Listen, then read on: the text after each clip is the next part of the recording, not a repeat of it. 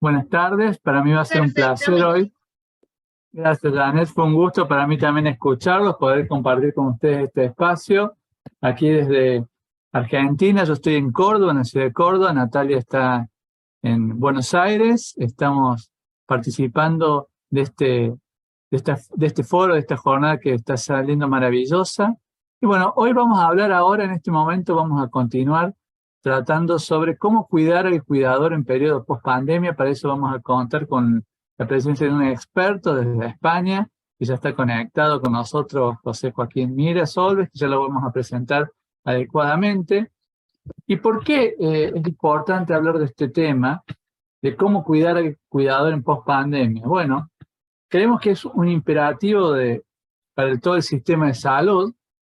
Vamos a tratar de contestar por qué es un imperativo, por qué hay urgencia de tratar este tema, por qué es importante instalar este tema de cómo cuidar al cuidador ahora que ha pasado o estamos terminando de transitar, espero, esta pandemia. El por qué ahora, porque es el momento oportuno de instalar este tema y de poder conversar todos juntos acerca de esto. Y vamos a hablar seguramente de estrategias y mejores prácticas para poder trabajar este tema. Pero esto no es algo nuevo, no es algo que ha surgido ahora.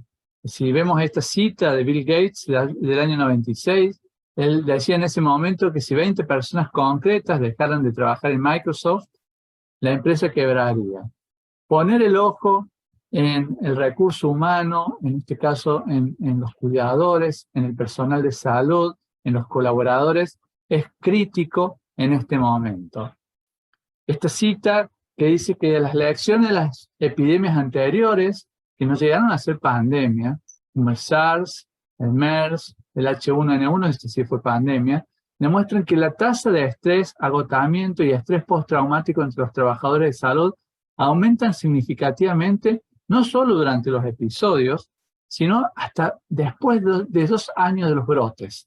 Es decir, que seguramente nosotros vamos a tener que enfrentar no solamente la post-pandemia, sino esta nueva pandemia de burnout, de agotamiento, de estrés en los cuidadores.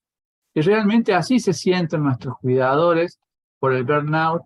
El sistema se está poniendo en riesgo, está fuertemente tensionado, traccionado, y tenemos ahí el trabajador de salud en medio tratando de sostener al sistema, de arreglar el sistema, y hay que hacerlo, hay que arreglar el sistema antes que esto sea demasiado tarde. ¿Y cómo lo arreglamos al sistema? Bueno, no es cuestión solamente de dinero, no es solamente cuestión de poner plata para arreglar esto. Esto no se arregla solamente o principalmente con plata. Hay que poner el foco en la experiencia del paciente, en la experiencia de las personas en forma global, de los cuidadores y de los pacientes. Foco en el paciente y foco en el colaborador. Esta revisión del Harvard Business Review mostró que cuando la experiencia del paciente y el compromiso de los empleados mejoran, las calificaciones y aún los beneficios económicos de los hospitales suben, mejoran en forma conjunto. Por eso, no es solo hablar de la experiencia del paciente en tanto a personas, que vieron que esto está bien definido tanto por The Beryl Institute como la Agencia de Investigación de la Calidad de Estados Unidos. Me gusta mucho la Beryl porque pone este foco en que es la suma de todas las interacciones formadas o modeladas por la cultura de la organización que va a influir en la percepción del paciente a lo largo del proceso de atención. Tiene estos 4 componentes, ¿no?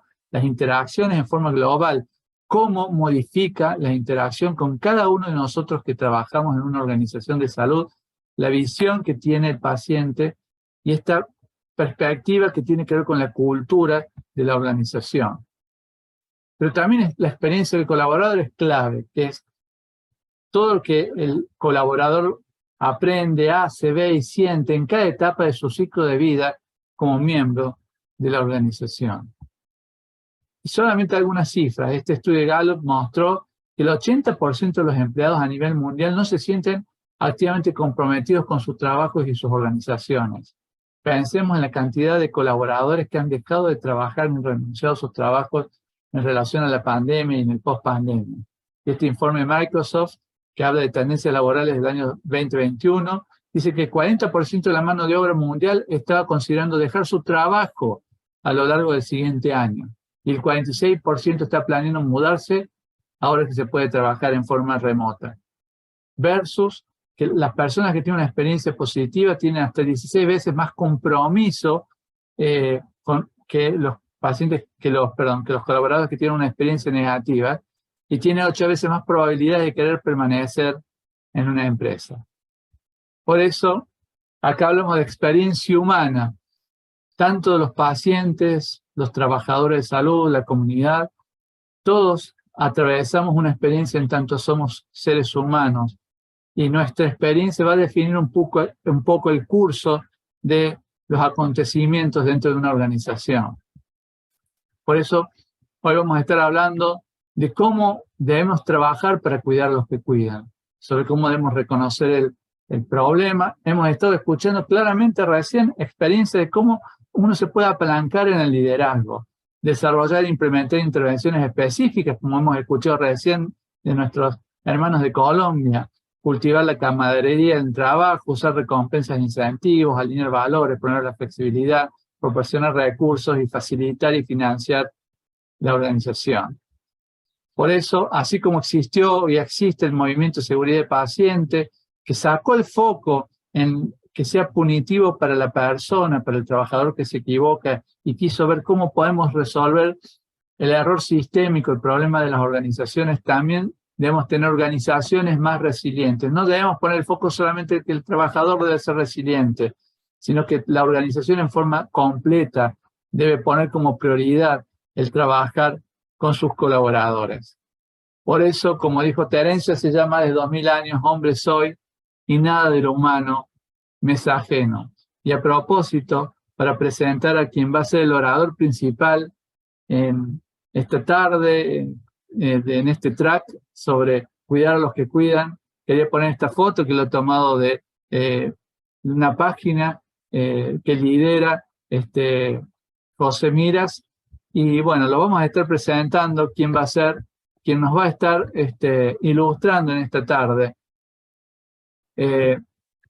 José Miras es licenciado en psicología, especialista en psicología clínica, es director del grupo Atena, catedrático de psicología social de la Universidad de Miguel Hernández de Elche, con plaza asistencial vinculada con el Departamento de Salud de Alicante, y es director de este programa de segundas víctimas que tantas veces lo hemos escuchado hablar con placer, con gusto, y va a ser un gusto para nosotros nuevamente, José, escucharte y que puedas compartir con nosotros tu experiencia, tu conocimiento.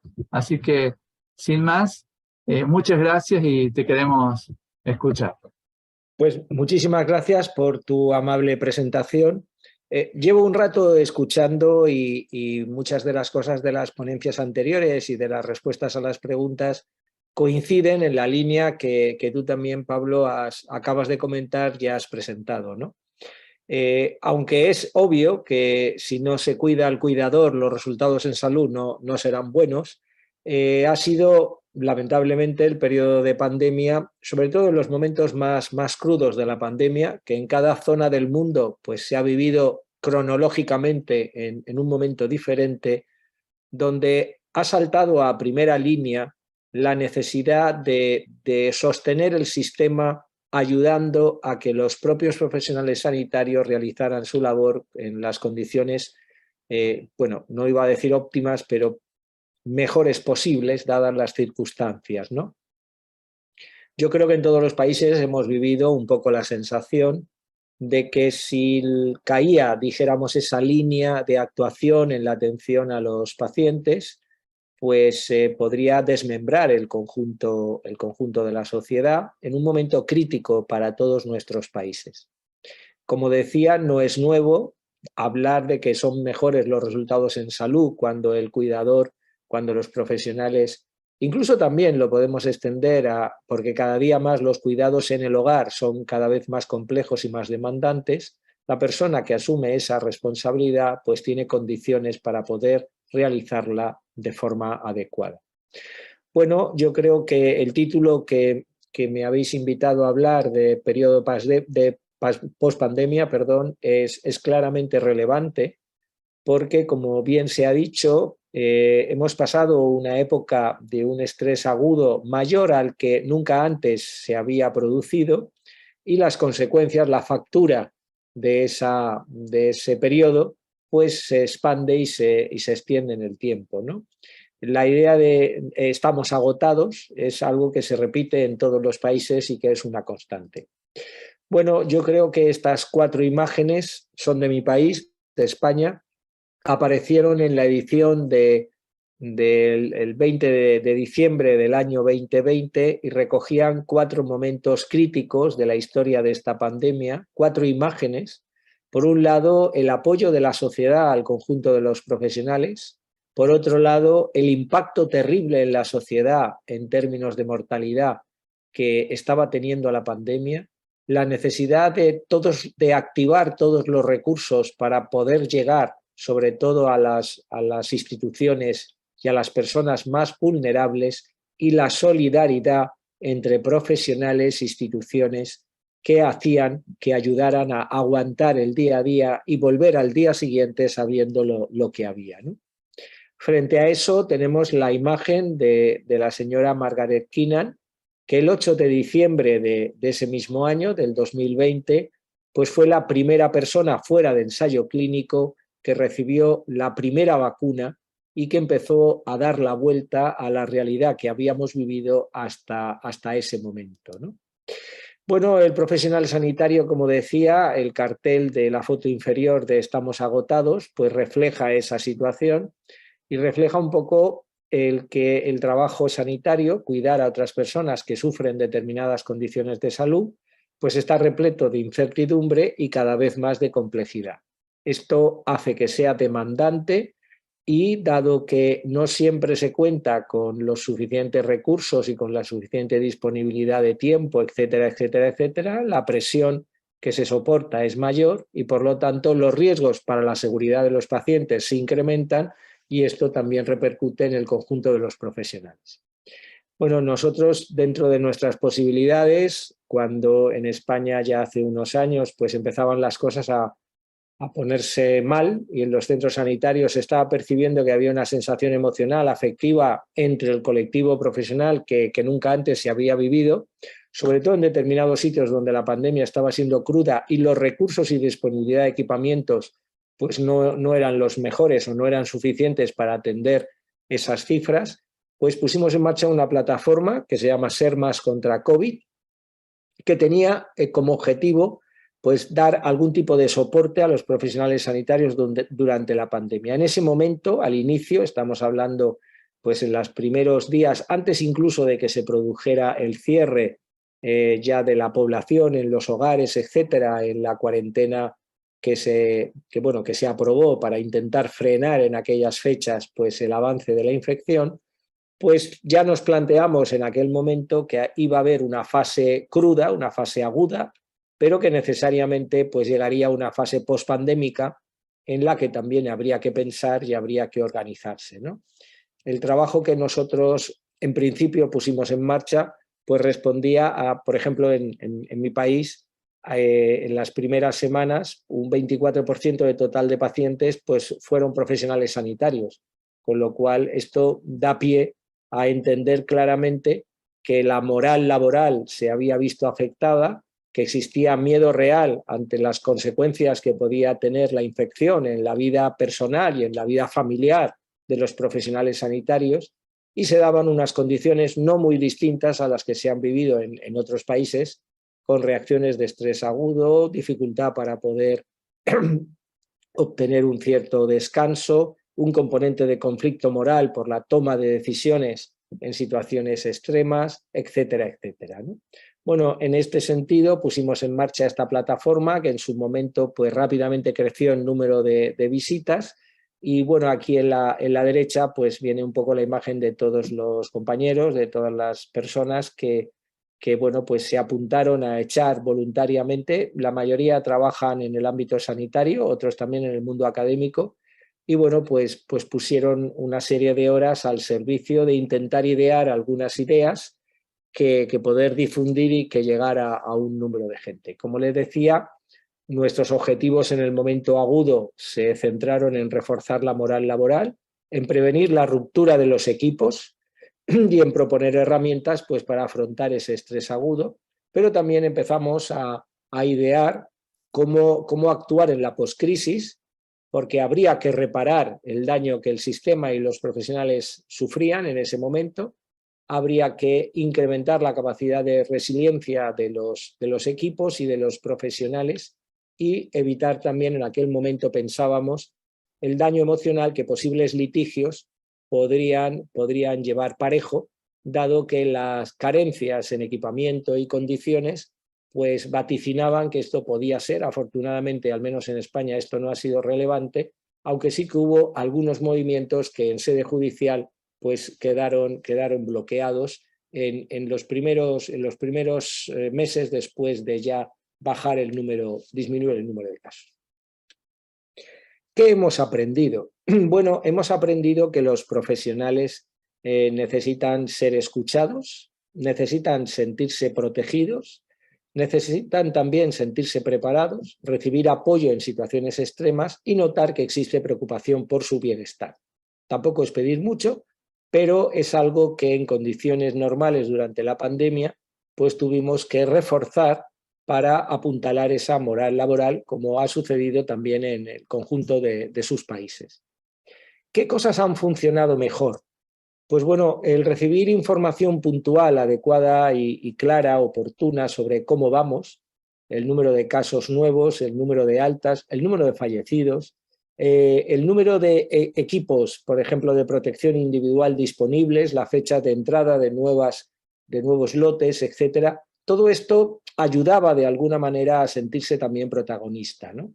El parar de vez en cuando para tomar conciencia del trabajo que se estaba realizando, de los logros, pues era también otra manera de llevarlo a cabo. Y luego la posibilidad de participar en las decisiones. Un liderazgo, un estilo de liderazgo más abierto, que comparte, aunque asume la toma de decisión, pero que comparte la información, pues hemos visto durante las fases de la pandemia más críticas que ha resultado positivo. El otro elemento que hemos aprendido, y ya se ha dicho aquí a lo largo de esta jornada, es que el bienestar es clave para lograr buenos resultados. Y en ese sentido, aunque no ha surgido en el periodo de pandemia, ya teníamos el conocimiento y se estaba trabajando en nuestro grupo también en esta línea, este modelo de la cuádruple meta que combina el que tenemos que resultar eficientes, efectivos, que la experiencia del paciente tiene que ser positiva, pero que esto se logra también gracias a cuidar el bienestar de quienes cuidan, en este caso de los profesionales. Si queremos mejores resultados en salud, pues tendremos que pensar cuáles son las condiciones óptimas para lograrlo, ¿no? Nosotros trabajamos, como saben, el fenómeno de la segunda víctima y aquí claramente se percibe como el hecho de verse involucrado en un incidente de seguridad y algunas veces sin que alcance al paciente y por lo tanto que nadie sufra daño, pero el hecho de que a la siguiente esto no lo he podido controlar, me he perdido, me he distraído, etcétera, acobarda un poco al profesional, cambia su práctica, le hace por tanto actuar de forma diferente y esto puede conllevar un mayor riesgo para futuros pacientes, ¿no? Ya el hecho de verse involucrado en un evento adverso como tal, pues condiciona también esa respuesta emocional y las consecuencias pueden ser negativas para otros pacientes, ¿no? Este círculo vicioso de la calidad es algo que intentamos combatir y lo mismo sucede cuando hablamos del bienestar, ¿no? En definitiva, cuidar a quienes cuidan pasa por analizar el clima laboral, pasa por trabajar la cultura de seguridad que hay en las organizaciones, pasa por poner en práctica estilos de liderazgo diferentes a los estrictamente jerarquizados y pasa por desarrollar medidas, a veces sencillas, a veces no tanto, para incrementar el bienestar laboral. En el proyecto Ser Más contra COVID seguimos trabajando en esta dirección y estamos viendo cómo los riesgos sistémicos que son inherentes a la actividad asistencial, la pandemia de COVID-19 pues, ha sido un extremo de este continuo de riesgos sistémicos, pues nos pone en la línea de que tenemos que encontrar, sobre todo, nuestra impresión es que los mandos intermedios en la organización, tanto en el ámbito de enfermería, como en el ámbito médico, como en el ámbito de otras disciplinas que intervienen en el contexto sanitario, los mandos intermedios, decía, son la pieza clave sobre la que se aglutinan los equipos. Porque si algo también hemos aprendido en pandemia, ya lo sabíamos de antes, pero ha quedado muy reflejado durante la pandemia, es que es lógico que hay que actuar y apoyar a los profesionales, pero los profesionales se organizan en equipos y es la dinámica de los equipos lo que determina los resultados en salud de los pacientes. Por lo tanto, si el equipo no funciona, por mucho que el profesional quiera colaborar o quiera implicarse, si el equipo en el que trabaja no lo está, los resultados de los pacientes no van a ser positivos. En ese sentido, entendemos que centrarnos en los equipos y dar habilidades, destrezas, competencias a los mandos intermedios es una manera de promover la resiliencia en los equipos de profesionales, en definitiva, ayudar a una mejor calidad asistencial. Bueno, hemos estado viendo que a los eventos adversos se le suma el fenómeno de los errores clínicos, la evolución tórpida de los pacientes, resultados inesperados o la toma de decisiones en situaciones críticas como hemos vivido durante la pandemia. Todo esto son factores que hacen o que inciden en cómo preparar a los equipos para poder responder a estas situaciones de estrés.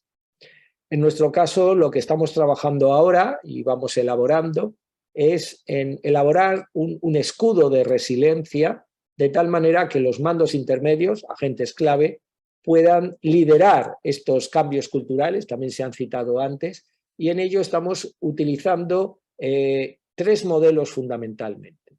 Por un lado, el modelo de apoyo GRACE, donde estamos extrayendo algunas ideas que nos parecen relevantes para construir este escudo de resiliencia. Por otro lado, los enfoques de bienestar laboral del modelo PERMA más 4, que es una taxonomía para el cambio conductual en el ámbito laboral y que podemos aplicar al contexto sanitario, y algo que viene del mundo de la ingeniería, pero que también nos puede ayudar, y es el análisis GRID para fomentar y asegurar la capacidad de respuesta ante situaciones inesperadas y que forma parte, independientemente del efecto de la pandemia y pospandémico, forma parte del quehacer sanitario, ¿no? Pablo acaba de comentar otras pandemias que es verdad que no han tenido el alcance del COVID-19, del SARS, está claro, pero que también han afectado y han ocasionado pues, estos problemas afectivos y de adaptación entre los profesionales, y tenemos también otros momentos de incertidumbre que han generado y que los profesionales pues, deben de afrontar, ¿no? Voy a comentarles algunos ejemplos de lo que estamos intentando poner en práctica. Entonces, por ejemplo, estamos intentando identificar cuáles serían las características clave de una persona resiliente, y ahí hablamos de la capacidad de autocontrol, de dominar los afectos, de saber cómo actuar ante determinados entornos, ¿de acuerdo? Saber identificar metas es otra de las cosas que nos ayuda y que hemos visto a lo largo de este periodo pandémico que esto ha funcionado, como yo antes decía. El tema de la persistencia, de cómo superar dificultades y obstáculos gracias a una motivación intrínseca, una orientación al logro de objetivos. El tema de la persistencia es también clave y esto ha ayudado a las personas a poder aguantar. Una de las cosas que hemos estado analizando es, tú ya has vivido esta experiencia, estabas en puertas de urgencia, sabes lo que hay, llevas en esto ya varios días y mañana tienes que volver, que conoces con qué te vas a encontrar, ¿no? Esta capacidad, esta persistencia para afrontar esas situaciones, vamos a decir así, de alto estrés, pues ha sido uno de los elementos determinantes también. Y ahí la cohesión del grupo pues ha sido lo que en muchas ocasiones ha mantenido esa capacidad de persistencia, ¿no? La adaptabilidad a diferentes entornos, el optimismo, esta actitud psicológica que ayuda a ver que hay un futuro, que hay un día después y por lo tanto que anima por tanto a afrontar la situación, y la capacidad de satisfacer las propias necesidades, el ser autosuficiente pues para afrontar situaciones críticas de estrés, ¿no? Son cuestiones que hemos estado trabajando. cómo potenciar la resiliencia. Aquí hay algunos ejemplos de lo que estamos intentando adaptar, como les decía, de estos modelos.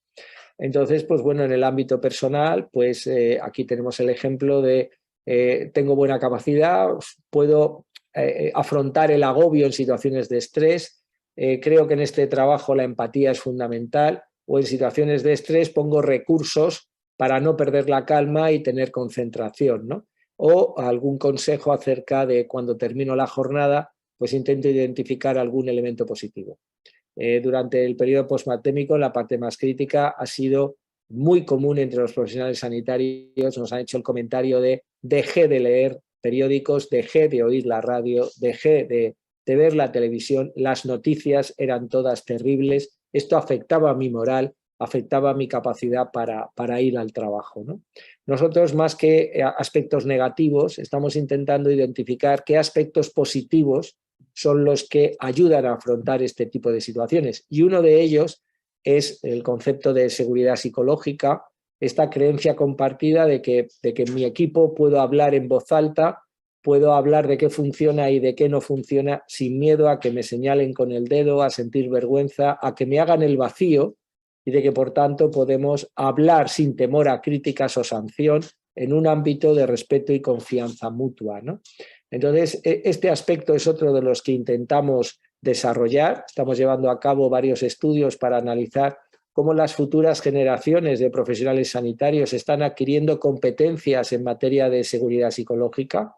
¿Qué hace que un profesional pues, le pueda llamar la atención a otro profesional de que el procedimiento no se está aplicando correctamente y que eso puede perjudicar al paciente?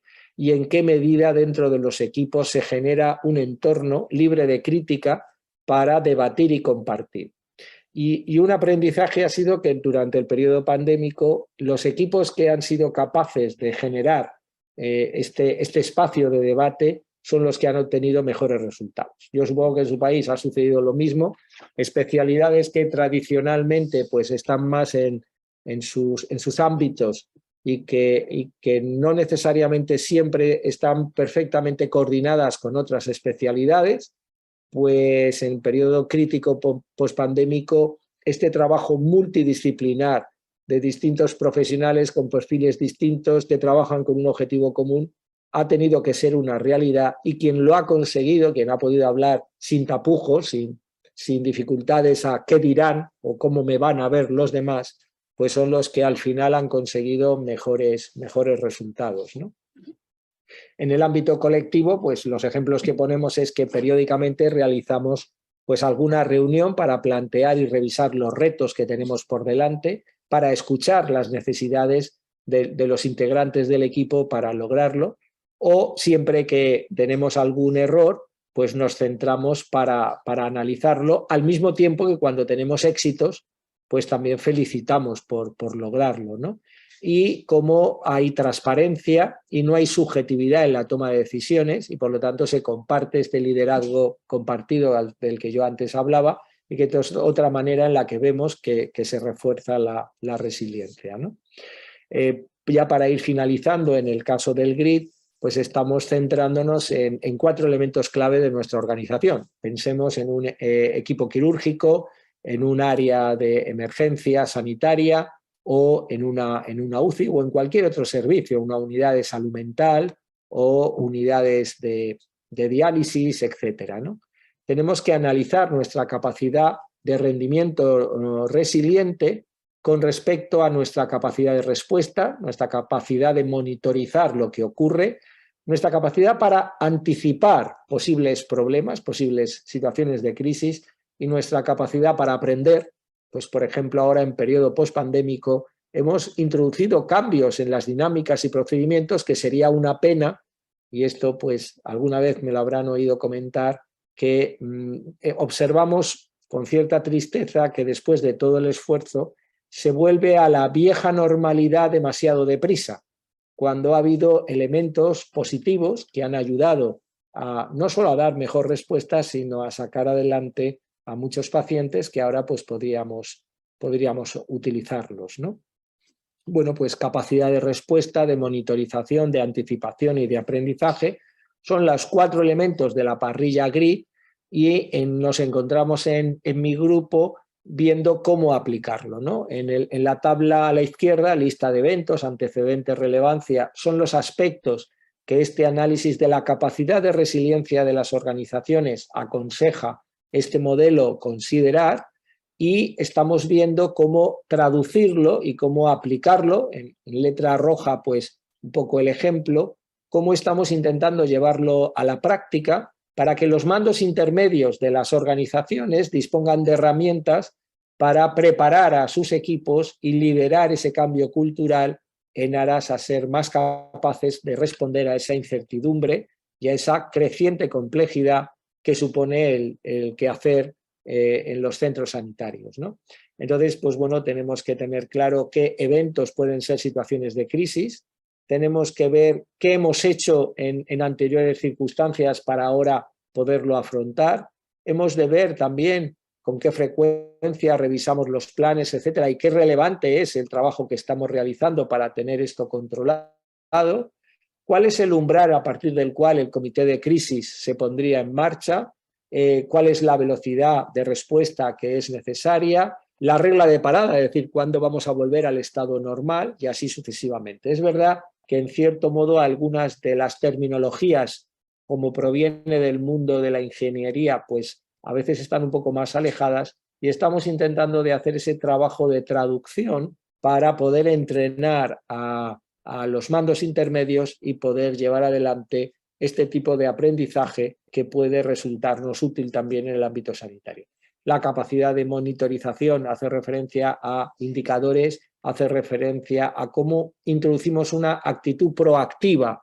Esto a todos los que trabajan en el ámbito de la seguridad del paciente no les es ajeno, lo conocen perfectamente y se ve claramente que hay una fertilización cruzada, ¿no?, entre distintos modelos, buscando precisamente pues, una capacidad de actuación ante situaciones, ¿verdad?, que son inesperadas y que requieren de una capacidad y agilidad de respuesta, como ha ocurrido con la pandemia, pero que ocurre también en otros casos en el ámbito sanitario, ¿no?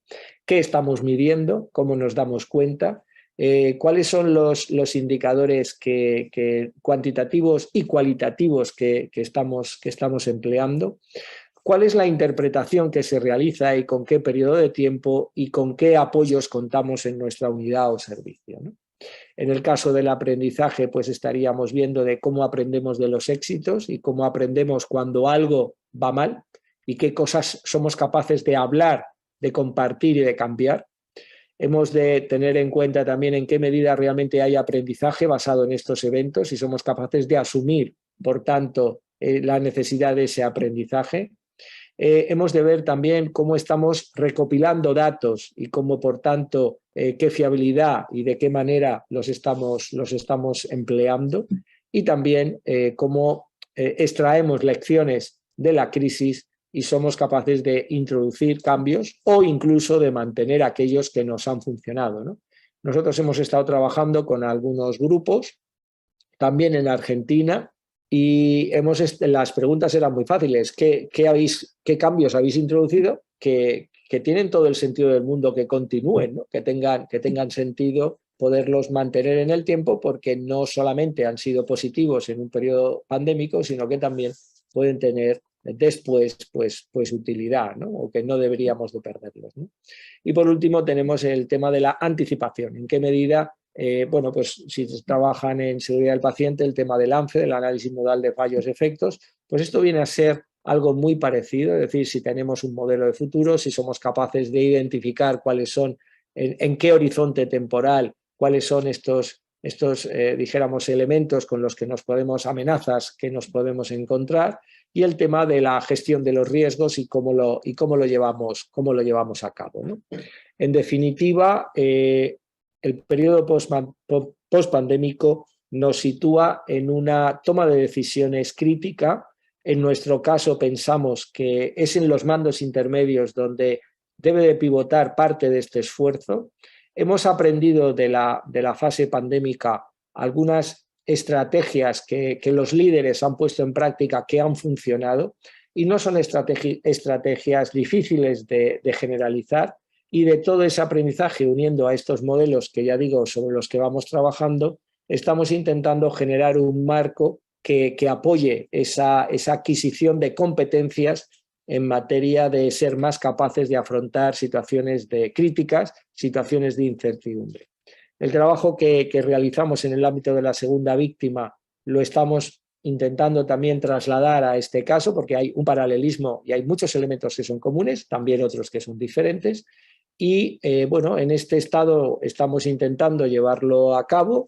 Y bueno, pues esto sí, cuando tenemos algún avance, pues a través de las páginas web o de las redes sociales, etcétera, lo intentamos extender. En el caso concreto de la red europea ERS de investigación y de trabajo en el fenómeno de la segunda víctima, pues tenemos una amplia red que también nos permite testar y tener retorno de las cosas que se van haciendo. Y este es un poco el enfoque que nosotros intentamos llevar a cabo, siendo conscientes, yo ya lo decía en el ámbito de la pandemia, esto es pues ir con cubos de playa para intentar resolver una inundación, ¿no? Es un pequeño granito de arena, pero en algunos momentos pues puede llegar a la gente, puede llegar a ayudar y sobre todo también puede dar pie para que los mandos intermedios tengan más claros objetivos, tengan algún tipo de respaldo en su formación y capacitación y que podamos pues poner en marcha estrategias que realmente pues ayuden a los profesionales a afrontar situaciones críticas. La más crítica, obviamente, no cabe duda, ha sido momentos determinados de la pandemia, pero en el trabajo sanitario pues ocurren pues, bueno, factores o circunstancias que generan un estrés agudo que hacen que el profesional o se ponga a la defensiva o cambie su actitud clínica, lo cual en cualquier caso no aporta beneficio ni al paciente que está tratando ni a los siguientes pacientes que va a tratar. Lo dicho, muchísimas gracias por su atención y espero que ahora, pues en el debate, si soy capaz, pues pueda responder a alguna de sus preguntas. Muchísimas gracias. Muchísimas gracias, José, realmente muy claro, muy didáctico, y además con muchísima experiencia en terreno concreto y real, ¿no? Porque has estado trabajando, uno conoce un poco cómo has estado trabajando durante la pandemia en lograr apoyar a los trabajadores de la salud, para un poco sostenerlo en este momento y con una serie de herramientas prácticas que han usado. Yo recuerdo haber visto con el Ser Más para COVID que ustedes incluso tenían sugerencias de herramientas prácticas antiestrés en el momento peor de la crisis. ¿Podrías contarnos un poquitito cuáles fueron las herramientas que ustedes utilizaron para tratar de sostener en medio de la crisis, ya no en el post-pandemia, sino durante la pandemia? Durante la crisis, sí. Bueno, nosotros, como he dicho y se veía en la foto, bueno, vamos a ver, nuestro grupo trabajaba y sigue trabajando, como he comentado, en torno al fenómeno de la segunda víctima. ¿Qué pasa con la afectividad, la actitud clínica, la toma de decisiones de los profesionales que se han visto involucrados en un evento adverso con consecuencias graves para un paciente, ¿no?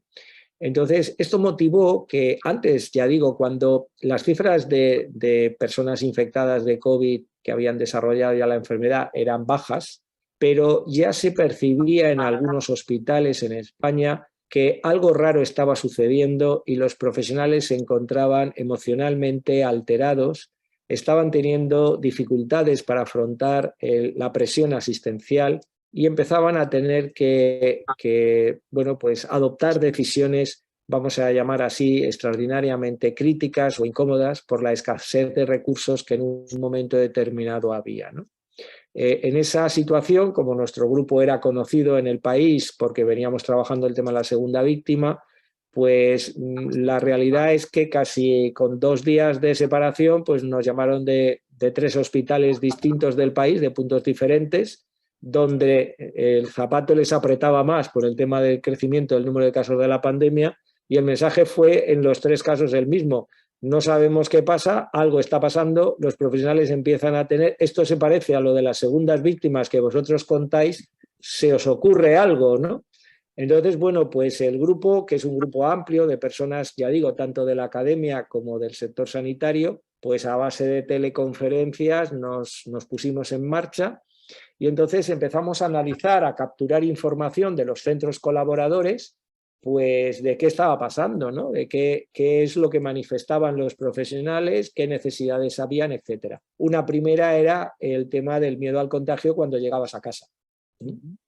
Es decir, el miedo a contagiar a los familiares, y era una primera circunstancia. Algunos pues habilitaban una habitación en el garaje, otros no iban al hogar, otros, en fin, ya lo que conocéis de todos los sitios, ¿no? España no ha sido distinta a lo que ha pasado en otros países.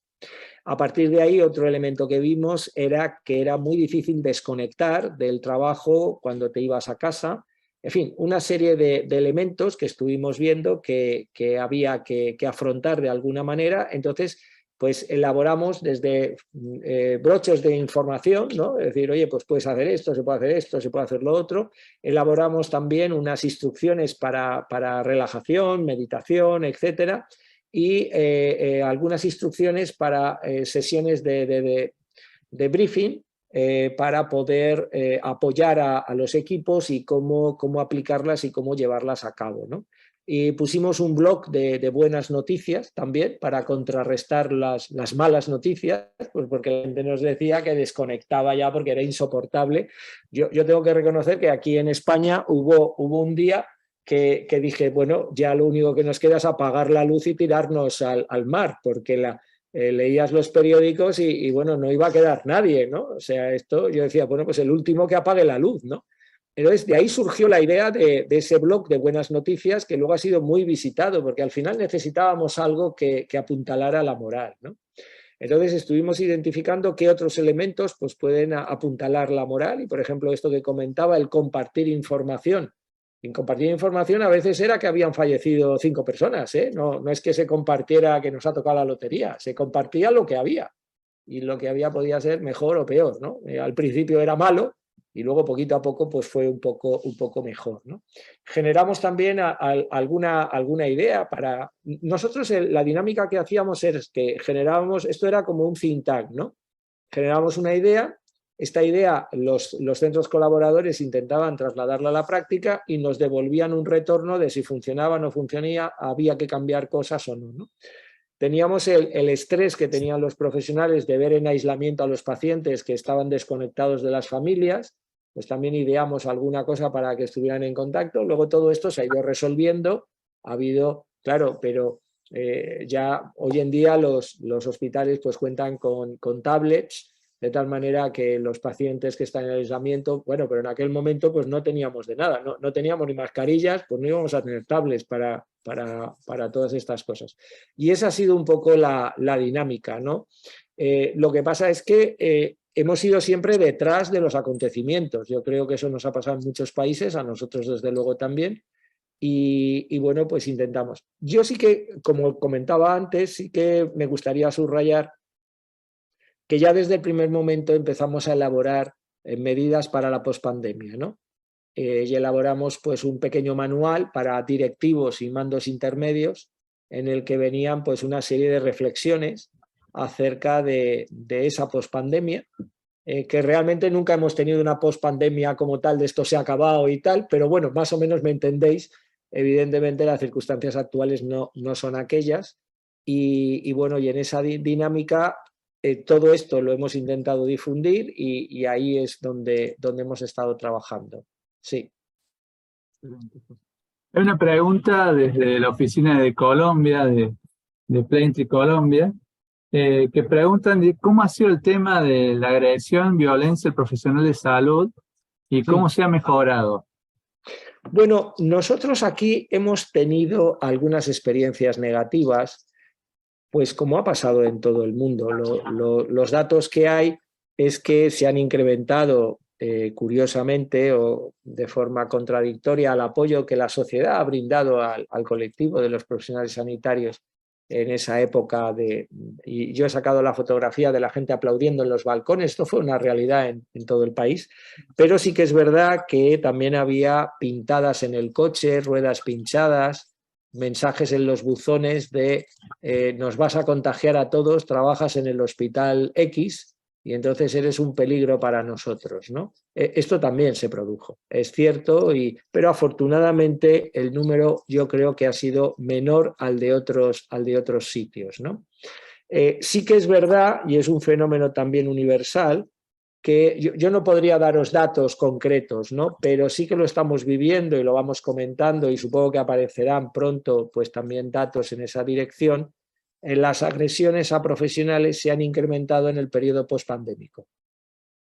Hay que tener en cuenta que en el periodo de pandemia se ha reducido el acceso a aquello que no era COVID al sistema sanitario, excepto en determinadas emergencias, y esto hace que quede una cola de temas a resolver, ha habido demoras, etcétera, y lo cierto y verdad, no sé si esta es la explicación correcta, pero es un fenómeno universal que en este periodo postpandémico las agresiones se han incrementado.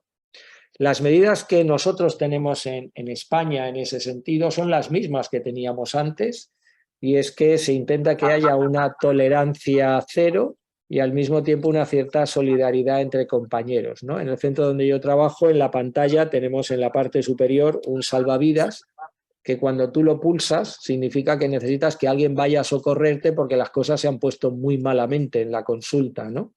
Entonces esto es una alerta que sale en todos los ordenadores de la unidad o del centro donde estás para que puedan acudir a alguien a ayudarte si es el caso, ¿no? Y luego hay una política de no, o sea, de producir denuncias y por lo tanto de llevar a tribunales, y periódicamente, tampoco penséis que esto es a la orden del día y todos los días y de cualquier manera. Afortunadamente tenemos una situación relativamente tranquila, pero yo sí que diría que en periodo postpandémico se ha incrementado esa violencia hacia los profesionales y pues bueno, asistimos en periódicos de pues que, en fin, determinada persona ha sido condenada por agredir a un profesional, etcétera. Esto quizá con un poquito más de frecuencia de lo que antes estábamos acostumbrados. Con todo, nuestra situación es tranquila y no es una situación, dijéramos, que cotidiana, que esto suponga una dificultad cotidiana. Hay un par de preguntas más, José, aprovechando un poco tu generosidad. Hay una pregunta del público. Elvira dice que a nivel de logística, de aprovisionamiento, donde todos tenemos las mismas necesidades de medicamentos, dispositivos médicos, etcétera, el común denominador es la escasez, sobre todo de este lado en Latinoamérica, eso es una cosa bastante frecuente.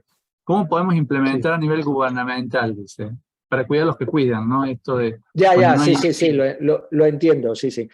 La respuesta es muy difícil porque aquí hay factores, primero de logística, luego hay factores de financiación y luego hay factores también de que yo creo que es necesario cualificar a los profesionales para un uso correcto, ¿no? Al principio vimos y ha sido evidente que había escasez. Yo he dado el dato de profesionales en España infectados sobre el total de pacientes positivos y el dato de profesionales infectados pone a las claras que las medidas de protección no funcionaron, ¿no? Por los motivos que fueran.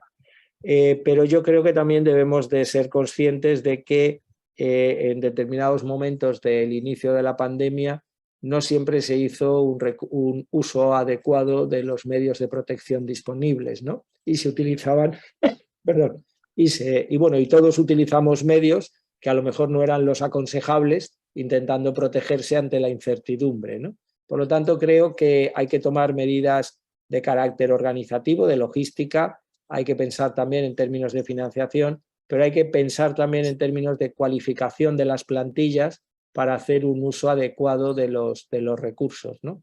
No siempre tenemos los recursos que queremos y estamos en un entorno en el que prácticamente se puede afirmar que nunca vamos a tener los recursos que podemos solicitar. Pero creo que la pregunta es muy compleja. Entiendo el motivo y el sentimiento al formularla, pero es compleja porque hay elementos de todo tipo y si me permite la persona que lo ha formulado, yo creo que hay que incorporar también el elemento humano de quien utiliza los recursos para que sean los apropiados al contexto y al momento. Excelente.